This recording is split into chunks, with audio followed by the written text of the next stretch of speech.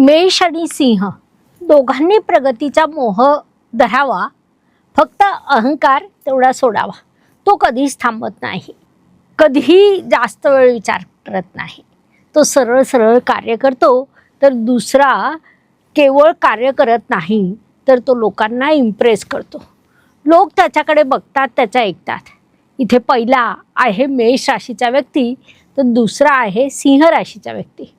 दोघंही मजबूत असतात, दोघंही आत्मविश्वासाने भरलेले असतात.